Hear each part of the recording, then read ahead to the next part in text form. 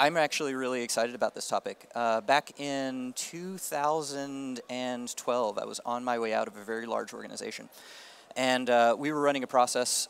It was physical. It involved 14 pieces of paper. And it took 21 days. And the last thing I did in that organization was actually digitize all of that. And as part of that process, we followed those stacks of paper as they went through the organization. They went back and forth. They were being physically signed by people, so whenever you needed to make a change, you had to undo the signature and redo it. And it was causing a lot of emotional problems because that process was quite critical. And why am I talking about that? Because the next thing that we're talking about is real-world assets. And real-world assets are something that have been done in this planet for as long as we've had shiny things that we wanted to trade. And they are things that need to actually move from place to place. I know we'll have a lot of discussions around whether something is a commodity or not, but generally a commodity is something that needs to be carried somewhere and then gets transformed into something else. And the reason I bring up that story about the digitalization is that after about 48 hours, I had the process that we needed to follow. It took me 6 months to get it implemented because no one wanted to do it. And it's really, really interesting to have these people up on stage who are really going from end to end when it comes to real-world assets and turning that into a reality. Anyone have a guess how much money we saved when we took that 21-day process and we reduced it to 15? It's about $1 million a year. Because that process was a payroll process. It was actually moving people from one role to another.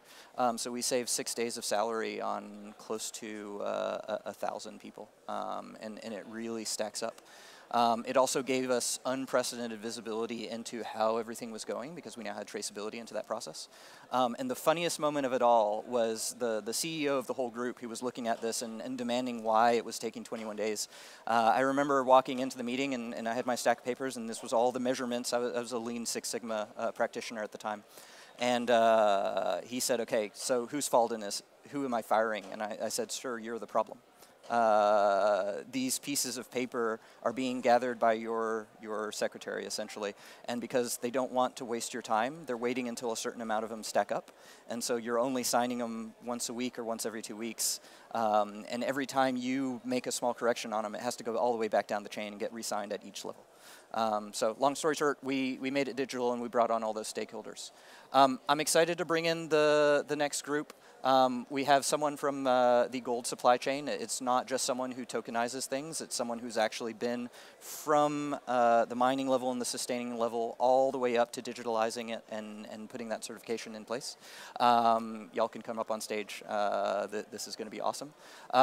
We have someone from the EMURGO Academy who is going to be our amazing moderator to guide us through this discussion.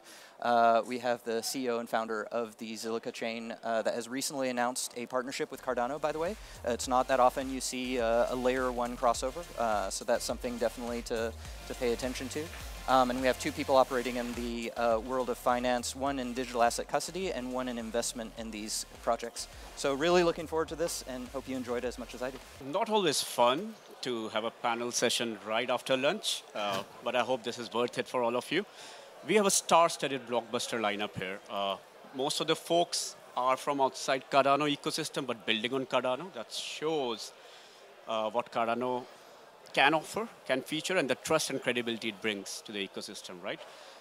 So with that in mind, anybody who's in Web3 space has heard the term RWA, probably being thrown at them a gazillion times over the last 12 months. And that's our topic. But before we get into it, my name is Amar. I'm Global Head of Business Development at EMURGO. I'm going to pass it on to all the individuals to introduce themselves, starting with leftmost. Over to you, Max. Thank you, Amar. It's a real pleasure to be here in Dubai with you.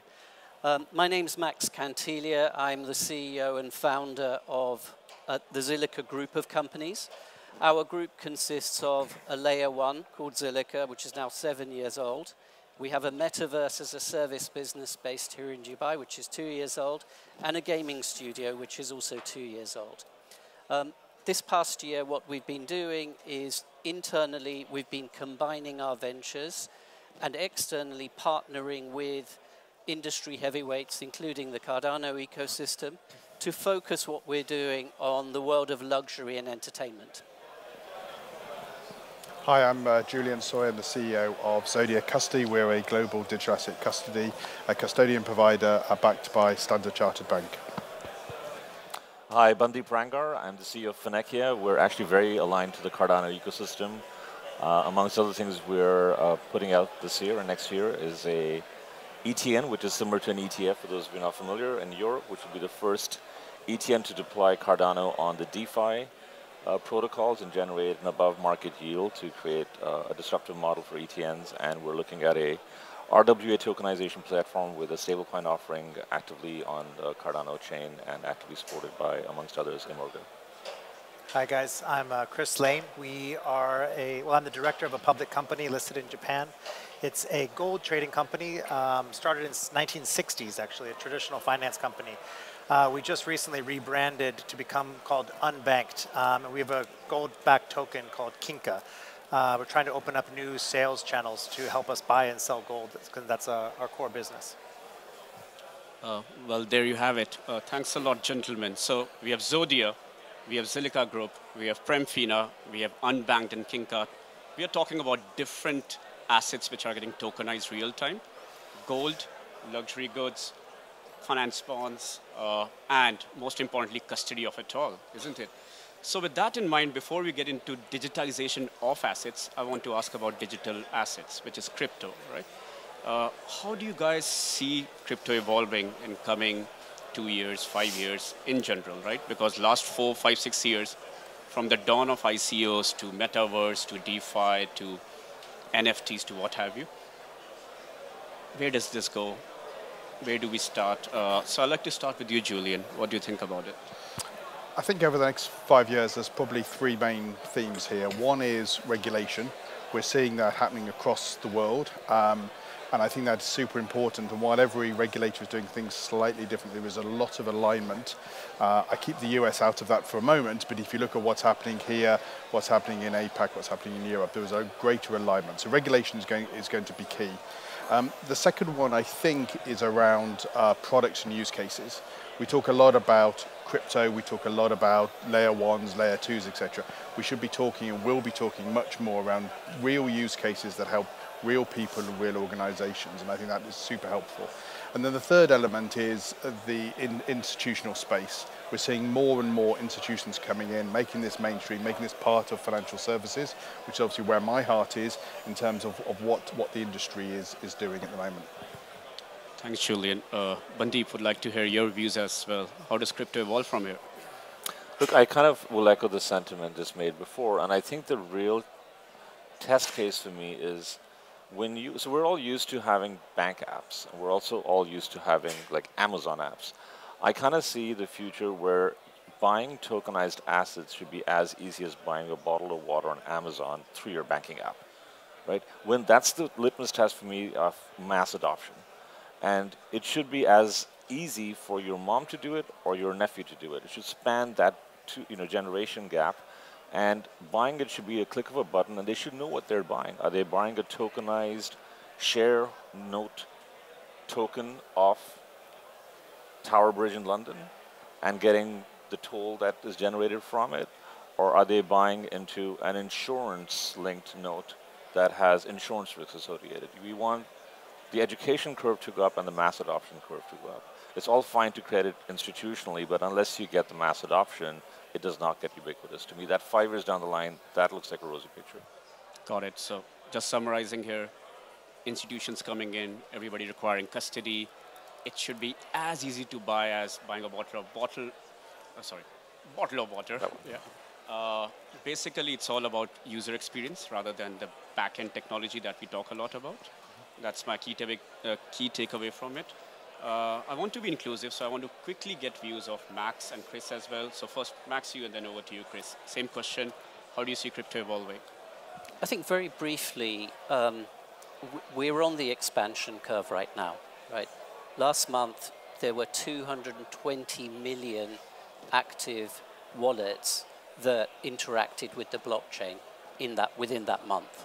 That's 3 times the number from a year ago. 18 months ago, did we think that exchange traded products would actually come to life? I don't think so. So I think that regulation's going to move swiftly. It will have to. A bipartisan US will help that. But I think also for me, the major feature of this is that the layer one infrastructure is becoming much more scalable, and the costs of transacting are plummeting. These are all good for developers, users, enterprise customers. Yeah, from our standpoint, I mean, trading gold or pretty much anything on the real world asset basis, it's incredibly unaccessible before tokenization. With tokenization, you're able to fractionalize it and just so much easier to own it, carry it, move it around. I think that's going to become more and more basically a digital store of value, whatever it may be underlying it. But I believe going forward that tokenization of real world assets will kind of be the next generation of how to move and just generally buy things. I mean, gold in itself is as fungible, should be as fungible as the dollar, but it's just simply not that easy to transact with it. But tokenizing gold, we believe you could store it in your wallet and you could, borrow against it and have credit against it. And we'd like to see more, everyone said it, mass adoption be more a thing, the regulation to allow mass adoption. But also from even the issuer standpoint is to be able to offer more transparency and accessibility to everybody. Well, thanks.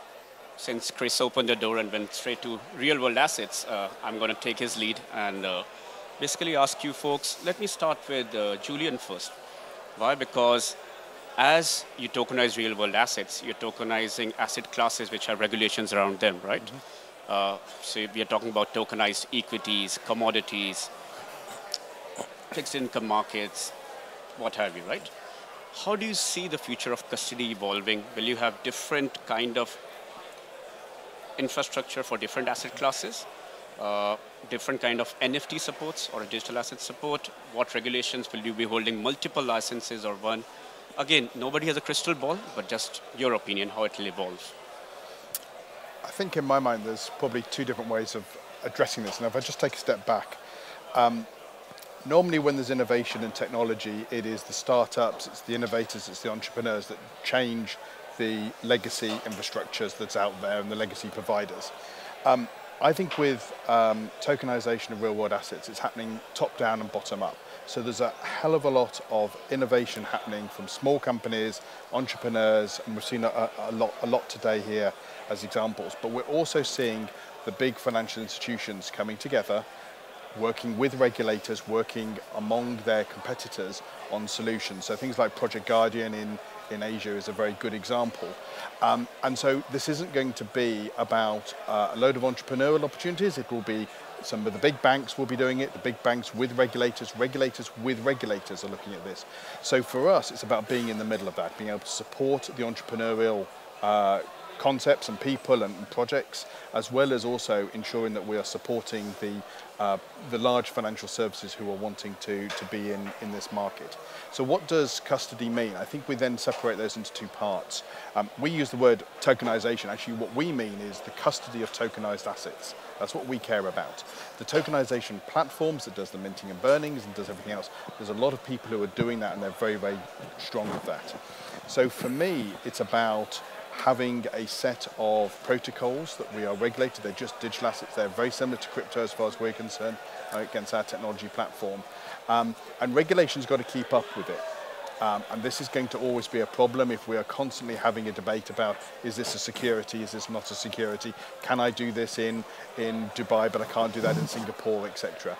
And that will change. And I think that the point made earlier about regulation speeding up is critically important, because those markets, those countries that have the regulators that are adapting quicker and probably more principle-based rather than rule-based, I think will win the day. So I think your answer to your question is very complex. At the end of the day for us, it's just about having some tokens on our platform and supporting that.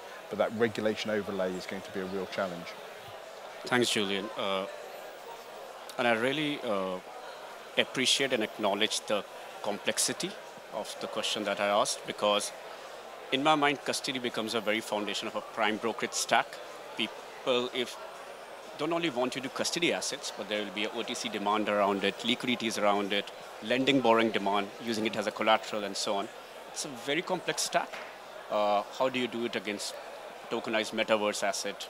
Who will use it as a collateral? So I'll come back to that later, but just teasing some ideas. Since we're in Dubai, luxury goods are not unknown to everyone. And I know Max has insights into luxury good markets, cars, and so on. So let me bring us into that niche, right? How do you see tokenization will work in that industry? What are the advantages? How does it play out from here on? Okay, so I'd like for us to think about a customer-first approach. Number one, the world of luxury is having a down moment right now. It needs some help. Number two is that for the last 4 years, I've been studying the spending behaviors of Gen Z and now Gen Alpha, who've grown up in a social gaming environment. 1 in 2.3 people today on the planet is a social gamer. These audiences, Gen Alpha and Gen Z, in about 3 or 4 years' time, become the biggest ever spending demographic ever in history. And the way that these audiences are consuming luxury is very different to people, certainly of my age. And physical plus digital is blending. For them, it's a singular experience. In Gen Alpha will become the most complete, I suppose, digital native audience that we've seen. And so we foresee a world where, certainly through our structure, through a spatial web front end and a Web3 back end, because ownership is really what Web3 provides us, we see digital twins of high-end luxury products, collectibles, providing authentication, provenance in a way that hasn't been possible without blockchain technology. These younger generations are not just about product ownership, they're about experiences. And we see exactly how tokenization can help people to attend events, special events that otherwise they would not have been able to. Loyalty, I think age-old loyalty programs can be replaced with real-world tokenization too, in a way that I think, again, appeals to this generation. So I think I'd like for us to think about that generation before we start to get people of maybe different ages to adopt these technologies too. Yeah. Very good. Thanks for that, Max. These are real-time, real-world use cases that are coming out of this discussion. Very interesting. Thanks for sharing your inputs. Next one, I'll come over to you, Bandeep. Completely different asset class, insurance, bonds, premiums. Are we thinking of teasing tokenization in that industry? If yes, why? What problems does it solve? It's a bunch of questions packed in one, but over to you. Sure, and I might make some comments on some of the earlier comments made too. So look, ultimately, why do we want tokenization, right? We want tokenization to get a broader market, allow for fractional ownership, accessibility, liquidity. And if you look at some markets out there, look at the art market, right? So in most markets, you have an 80-20 rule. Well, art doesn't work that way. Art works on an 80 and 4% rule, which is 80% of the value is in 4% of the art, right? So now you have 96% of value that's not really tapped into. Tokenization allows for you as a Gen Z, or maybe not you as Gen Z, but someone else as Gen Z, to buy a part of that. You can have a collectible basket and say, I'm going to own part of a painting, part of a watch, and part of a guitar, whatever is collectible of interest to you. And that becomes much more user-friendly when you get this mass adoption. Now, I agree that there's a top-down part as well, because there's a lot of contradiction in the way regulation is right now. So on the one hand, loyalty points for hotels or airlines, which represent economic value, which are tradable, are completely fine to use. But if I tokenized staying at a hotel, that would be a security token because that represents economic value. So there's these lopsided views. And I do feel that, unfortunately, we do need regulation to work in our favor, because this is one of the few industries in the world that is begging for regulation. Like most times when you start a company, you want to stay clear. But crypto guys are saying, you know what, get us freaking regulated because we want to be trusted, right? And that's not happening. I do think there's been a watershed in Clayton Christensen's terms, like we've crossed a bit of the chasm with the legitimization of ETFs that can hold digital assets. And that's a major watershed event. And that's going to open the floodgates for a lot more. And what does that more look like, right? So let's look at various sectors. You look at private credit, you look at insurance, you look at private equity. I was with somebody called Jeremy Collar, who heads up Collar Capital. Collar is one of 3 secondary market purchases of private equity. In private equity, the biggest exits for investors are not the sale of the underlying investment through an IPO or a trade sale. It's by selling block positions in a fund to another private equity fund. Now, in that market, that's about 110 billion across those top 3 players. Retail participation is 3%, and that's through private wealth managers and private banks. Compare that with the stock market, where every trade is a secondary trade. Once Microsoft goes public, that's the primary. Every single stock trader after that is secondary. Well, that's 60% retail. And of the global stock market, 60% is in the US. So we do need the US to take the lead, because that's still the economic powerhouse of the world.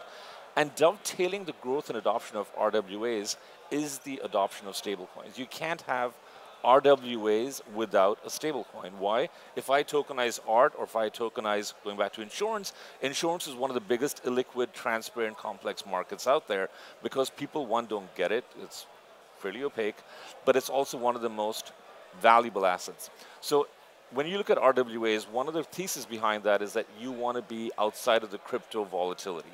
That's what RWAs represent, because you can predict the volatility in the real world, which is much lower, and that's translated in terms of pricing from oracles onto the blockchain, correct? In the financial services sector itself, it was recognized about 15, 20 years ago that insurance itself was uncorrelated to financial markets or the macroeconomic conditions. Because insurance is based on annuity streams. It's a well-regulated, well-capitalized market. It doesn't matter if the stock market gyrates. It doesn't matter if the economy contrasts. You will still buy car insurance and home insurance, and this building will still buy insurance for property. So it's an annuity stream-based business that has its own special categorization as insurance-linked notes or insurance-linked securities. Now, if you're looking at stable coins, you're looking at RWAs that are uncorrelated to crypto, you actually have a double, like the best of the best. You have like not only uncorrelated to crypto, uncorrelated to financial markets itself. That's a huge asset class to go after, just the way private credit is or secondary markets. That tokenization curve has to occur. Now, you can tokenize whatever you want. Tokenization is like having shares in a company. Unless someone's buying it, it doesn't matter diddly squat. And the only way to get that is, one, stablecoin adoption. And then you look at a 3 trillion market adoption of stablecoins is because RWAs are driving stablecoins. And second, you mean that mass market adoption through the wallet experience of purchasing tokenized assets. That's as simple as buying that. Okay, got it. Long answer, but I'll let you finish it because I think this is important for people to understand how different asset classes, what problems they're having.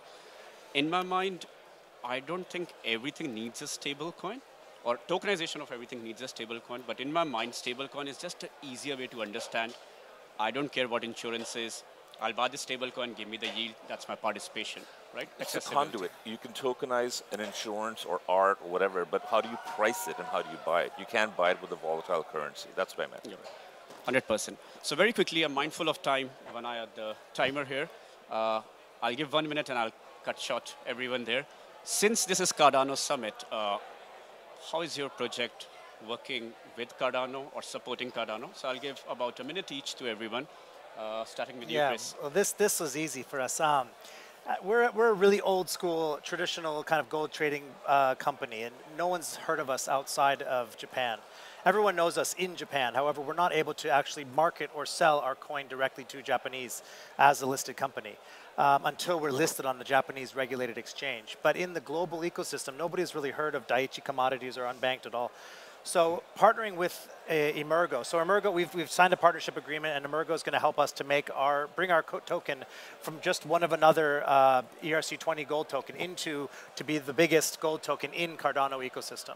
And we want to market our token to all the ADA holders. We want to introduce stake pools to start really interacting on a Web3 basis as a traditional Japanese financial company. So EMURGO is really helping us with that, and we're hoping that adding institutional kind of partnership to Cardano is going to help bring Cardano out to the global, kind of more traditional finance investors as well. Brilliant. Thanks, Chris. I'll go over to you, Max. Yeah, so we're delighted to have announced the beginning of a partnership with the Cardano ecosystem, commencing with EMURGO. Initially, we're talking about creating bridges that help us to integrate populations on both chains, particularly as we begin to reach out into the industry segment that I was talking about. My analogy here is that if you know the UK road system, you need motorways, but you also need A roads and B roads, little roads that feed into the motorway to make efficient flow of traffic. And for me, this is a beginning, hopefully, of a very interesting relationship, which is about interoperability. I don't believe in monopolization of blockchains.